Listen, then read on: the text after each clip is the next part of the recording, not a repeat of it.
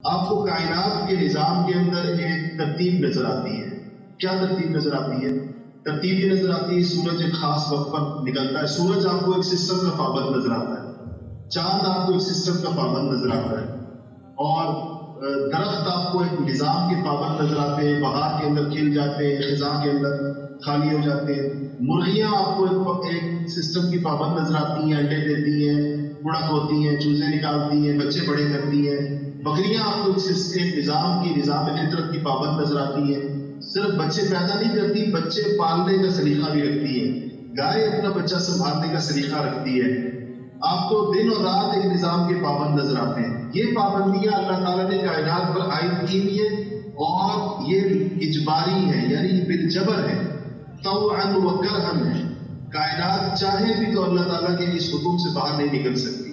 دن کو اختیار ہی نہیں ہے کہ وہ لیٹ ہو جائے نکلنے کے اندر، رات کو اختیار ہی نہیں ہے کہ وہ نہ نکلے، اور سورج کو اختیار نہیں ہے کہ وہ لیٹ ہو جائے، چاند کو اختیار نہیں ہے کہ وہ آج کہے کہ میرا موڈ نہیں ہو رہا اور میں نہیں کروں گا۔ تو یہ سارا نظام جو کائنات کا نظام ہے، اس کو کہتے ہیں تکوینی نظام۔ تکوین کون سے نکلا ہے لفظ؟ تکوین کا مطلب یہ پوری کائنات ہے۔ دیکھیں آپ سارے زمین پر بیٹھے ہوئے ہیں، آپ کیسے زمین پر کیوں بیٹھے ہوئے ہیں؟ گریویٹیشنل فورس کی وجہ سے بیٹھے ہوئے۔ اگر گریویٹیشنل فورس نہ ہوتی، کشش ثقل زمین میں نہ ہوتی، تو بھی آپ سارے اس چھت سے چپکے ہوئے ہوتے سارے کے سارے، اور آپ کو جو ہے وہ آسمان کھینچ رہا ہوتا اوپر کی طرف۔ اب یہ اللہ تعالیٰ کا حکم ہے زمین کو کہ اس نے چیزوں کو نیچے کی طرف کھینچنا ہے۔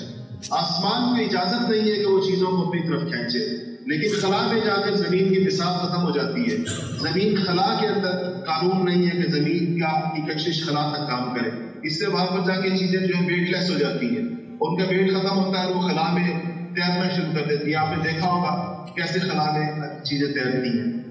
یہ وہ نظام ہے جو آپ کو نظر آ رہا ہے، اور اس میں اختیار نہیں ہے ان چیزوں کو۔ یہ بات میں آپ کو بتانا چاہ رہا ہوں، یہ غیر اختیاری ہے۔ اس کو جو چیز غیر اختیاری ہوتی ہے اس کو کہتے ہیں اجبار۔ اجبار جبر سے نکلا ہے، یہ جبری نظام ہے۔ ہر چیز کو اس کا قانون بتا دیا اللہ نے، اور بتانے کے بعد اس کو پابند کر دیا کہ تم اب اس سے دائیں بائیں نہیں ہو سکتے۔ فطرت کے جانوروں میں فطرت ڈال دی ہے اور ان کو اپنی فطرت کا پابند کر دیا کہ تم اپنی فطرت کے مطابق چلو۔ زمین و آسمان پابند ہے اس چیز کے، جو آپ جس سسٹم میں آپ کو چلتا ہوا دیکھ رہے ہیں۔ اچھا، اس کے بعد دوسری چیز یہ ہے، یہ جو انسانوں کے رہن سہن کا جو نظام ہوگا جو اللہ چاہتے ہیں، اس کو کہتے ہیں تشریعی۔ شریعت سے لفظ نکلا ہے تشریعی۔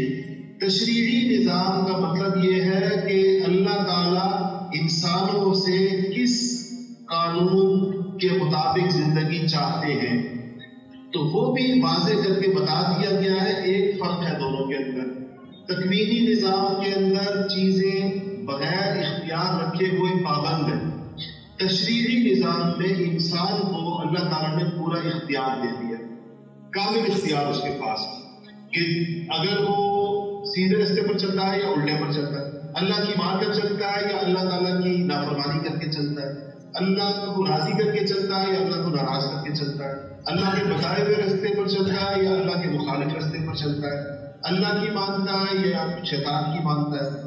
یہ اختیار انسان کو اللہ پاک نے دیا ہے۔ اس اختیار کے درست استعمال کو سمجھانے کے لیے انبیاء علیہ السلام آتے ہیں۔ نبیوں کی آمد کا مقصد انسانوں کو اللہ کی طرف سے دیے گئے اختیارات اور اللہ تعالیٰ کی طرف سے دیے گئے اوقات اور اللہ تعالیٰ کی طرف سے دی گئی صلاحیتیں، ان کے درست استعمال کا طریقہ نبی سمجھاتے ہیں، آ کر بتاتے ہیں، اور زبانی نہیں بتاتے، کر کے دکھاتے ہیں۔ زبانی نہیں بتاتے، کر کے دکھاتے ہیں کہ یہ اللہ کا دیا ہوا، اللہ کے دیے ہوئے اوقات، اللہ تعالیٰ کے دیے ہوئے اختیار اور اللہ تعالیٰ کی دی ہوئی صلاحیتوں کو کس طرح استعمال کرنا ہے، یہ بات انبیاء علیہ السلام پریکٹیکلی عملاً آ کر بتاتے ہیں۔